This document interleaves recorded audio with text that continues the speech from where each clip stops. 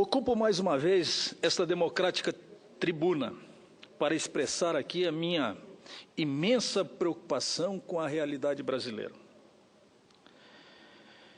E também com um cenário de incertezas que mapeia o nosso país em detalhes.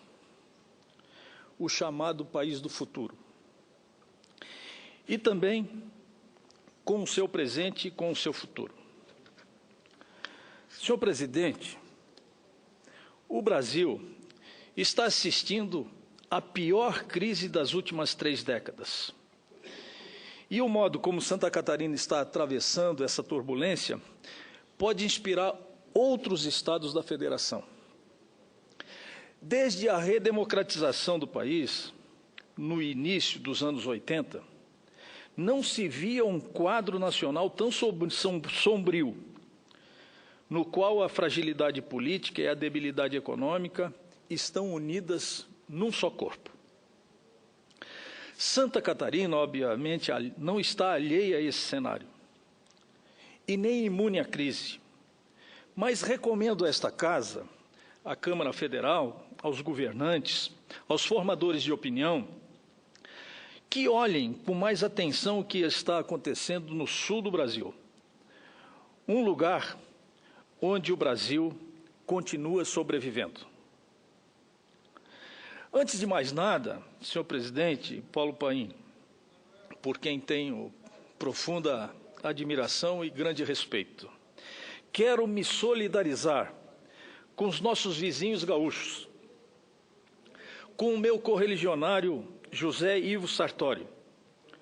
O governador herdou uma estrutura arcaica e uma economia pública insolvente, que amarga o indesejado primeiro lugar no ranking nacional de endividamento. O Rio Grande do Sul sempre foi protagonista da cena brasileira. Berço de personalidades políticas como Alberto Pasqualini, Oswaldo Aranha, Getúlio Vargas, Paulo Brossard, Leonel Brizola, Pedro Simão, entre tantos outros, não pode ser relegado ao ostracismo devido às adversidades econômicas. Quero aqui emprestar minha voz e a minha solidariedade para, juntos com os colegas Lazier Martins, Ana Amélia Lemos e nosso ilustre presidente do Senado Federal, que preside a sessão neste momento, Paulo Paim, abrir canais de negociação junto ao governo federal, aqui em Brasília, não apenas ao Rio Grande do Sul, pois, infelizmente, o cenário de incerteza não é exclusividade do povo gaúcho.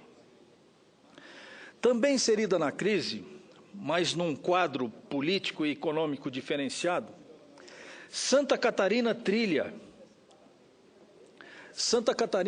caminhos que pode auxiliar gestores públicos de outras federações. Desde o governo Luiz Henrique da Silveira, homem público que tanto honrou essa casa, foi implantada uma filosofia inovadora de governo baseada na gestão descentralizada, sob o slogan "Todos por Santa Catarina". O inesquecível Luiz Henrique deu início a um estilo novo de governar, a um estilo de uma administração na qual divergências políticas, partidárias e ideológicas não podem se impor aos interesses do Estado. Uniu a todos em torno da negociação da dívida, estimulou ainda mais a diversidade de um Estado marcado pela multiplicidade e tratou adversários e aliados com a mesma cordialidade e respeito. Felizmente, os mesmos princípios servem de bússola para o governador Raimundo Colombo. Ex-senador da República, Colombo imprime também um modelo que permite aos catarinenses do setor público e da iniciativa privada uma turbulência mais suave do que a enfrentada pelos demais estados brasileiros. A gestão Raimundo Colombo tem se caracterizado pelo estigma da responsabilidade fiscal e da austeridade. É uma administração moderna, focada em metas e avaliada sistematicamente.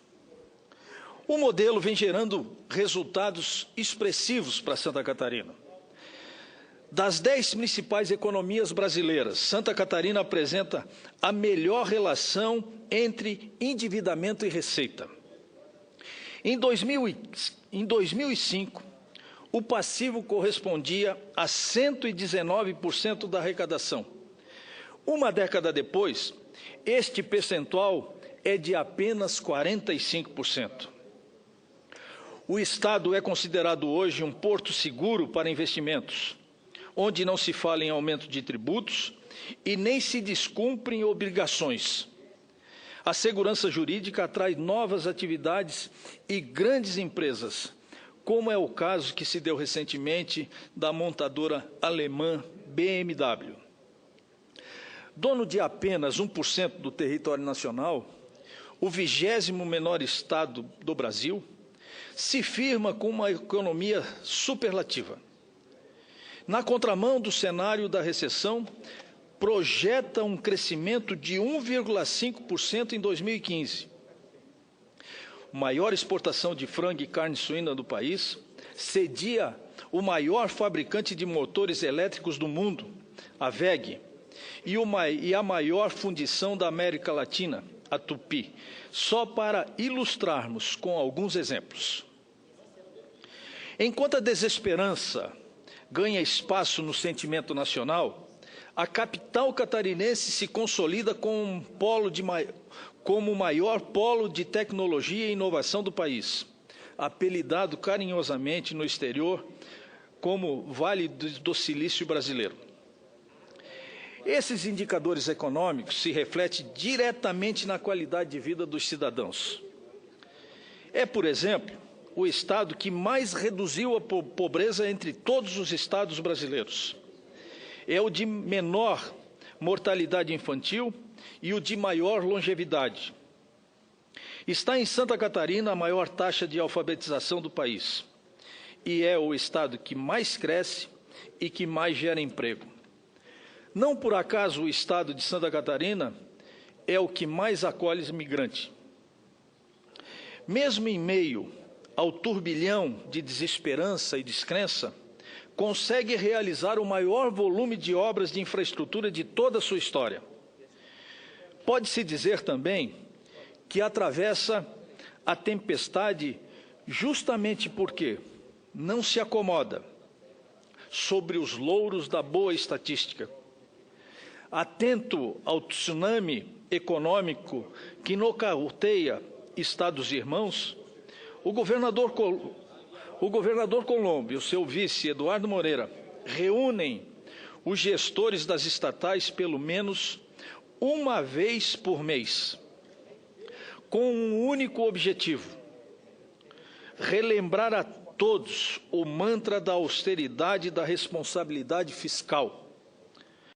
Colombo e Pim Moreira insiste numa única e simples tecla: as despesas precisam caber dentro das receitas. Longe de ser ufanista, reitero que Santa Catarina é o Brasil que está dando certo, que, longe do cenário de incerteza, de desesperança e de descrença, está conseguindo sobreviver com dificuldades, é verdade, porém, com a esperança de quem enfrenta as dificuldades, as adversidades, e está vencendo. Portanto, senhor presidente, é com muita alegria que faço esse relato, destacando que Santa Catarina projeta esse ano um crescimento de 1,5%, enquanto a projeção do Brasil é de crescimento negativo, que hoje já beira as margens dos 3%. Muito obrigado, senhor presidente. Era o que eu tinha para relatar.